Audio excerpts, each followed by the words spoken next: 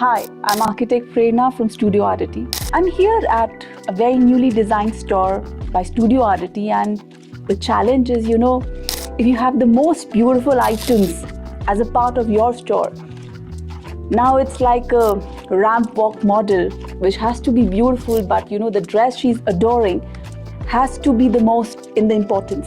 An example by Carlos Carpa, he talks about how you can reduce the pace of a user in a space. If a space has to be walked in a minute, it can be extended up to 10 minutes. That's actually a win in a retail subject, especially in a luxury industry. So we all came down onto the table thinking with the client what to do for a store which has to house a lot of luxury. It was very big challenging for Studio Ardete thought concept. So we had a very, again, cherry on the cake challenge was to craft the whole sense into a 5,500 square feet basement. Luxury store in a basement, in a muted tone, yet impactful. All the ingredients of the recipe had actually to be a royal regal store. Because we've always tried to make spectacular architecture or interior designs with our projects like Timber Rhyme or projects like Pavilion. We have tried to create an impact of how a space can be more than just what you can look into. This store comes up with a very nice fabric collections of prestigious brands. I just don't know, the list is ever ending. And looking at the patterns, we just understood one thing, that we had a challenge, it has to be solved. If we say the space was like a large rectangular volume which was divided in maybe grids, there was somewhere the entrance. We had a little benefit of a small skylight which gave us some area. So this whole planning, the point was you move around the spaces, you kind of think and come in this fashion into the space and go out. So around that we started building our columns, maybe we can have a grid, we can have on the front a reception, a hidden conference room, a very luxurious fabric area. Then we can have another type of fabric areas and furnishing area, and then we popped up a small kind of a wallpaper gallery.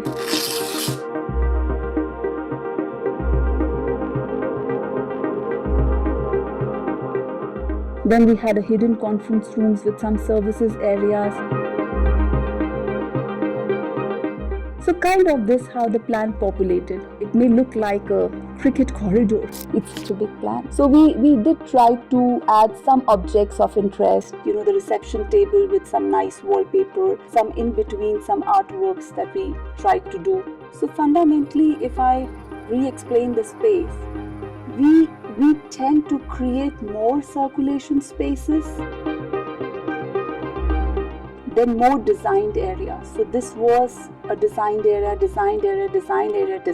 So whole experience was very thinly defined into the spaces. So the project is majorly designed into a space which is all clean and clear. If you look at the plan, it's majorly clear. Nice rugs, some exotic travel books we had, and some artifacts in the center. So this whole plan of this area became small consumer experience buying, the fast buying areas where the consumer can stay, can be attracted, can be rechanged every time, and he would come, he would experience, he'll pick it up. Then beyond that, there's a zone where he will spend about 4 to 5 hours if he's doing fabrics for his house or he's doing coverings for his space. Then he would spend this whole zone for about maybe 4 hours, 6 hours. So we had nice tables for doing that. We had sofas for doing, and then this was the wall covering area. As a designer in this industry, we have been facing a very strong problem. The touch material, which is such important, like papers or fabrics, have become such small in size. Even the books have this much, and we as a designers have to select it. And probably as a designer we can, but what about the clients who are first time user or second time? For them it is more like a gamble. And for the best luxuries in the world, the fabrics are displayed in profuse. So we came up with a very nice idea to ma'am that, probably we should only keep what we like as a collection, and whatever we keep in a large format. So there are many fabrics in the store which are not available in this format in the whole India. They have been specially imported for the store. This particular experience has given that stop in the stride of the client, where he's walking slowly and experiencing. He's observing the lights, he's observing the furnitures, the floorings, the wall colors, ceiling, everything he's observing. The major question came when we were designing the visual aesthetic of the space. After the plan was, can we do it in like a wabi-sabi style? Where can it be rustic, like a lime plaster finish all over, like a dull texture, or it can be concrete, exposed concrete, like a modern raw interiors, or it can be like an upcycled, where you have this finishes of like bricks when broken off plasters. It can have a royal look. We have such a beautiful fabrics and papers that we display it in, moldings and something like that. The client was having a lot of royal taste from their belongings, and that helped us to choose the rich colors, rich materials, but they were not dominant like a classical architecture. So they were more modern, but had been that impactful. By using a light color which was 4K and 4500, so mixing between 4 to 4500, floss has helped us to create this ambience of like just the perfect ground floor. There's nothing that we are missing in this floor. There's nobody who cannot stay in this store for like 8 to 9 hours. Sometimes the selections as a team, as a project, it goes for a very large length. It goes for 2-3 days. So there's no impact or stress or something that you want to run out of the store. No, you can. And even expensive decisions, sometimes, if the budget goes beyond the limit, it really impacts your stay and you want to have a breath of air.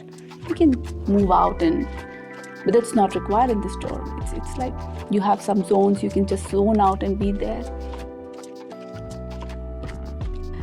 I think we as an architect are also rediscovering the experiences that can be created with spaces which are more impactful rather than which are more aesthetically or photogenically beautiful. We in the world of Instagram have been very much biased by what a client or a user would like and give more viewership. But in the world of fabrics, in the world of artifacts, it is the taste that matter. It is not something that is more clickable that matter. And that taste, that stoppage, that simplicity, somehow Ardete could capture it unknowingly in the project. Very beautifully light fixtures have been put.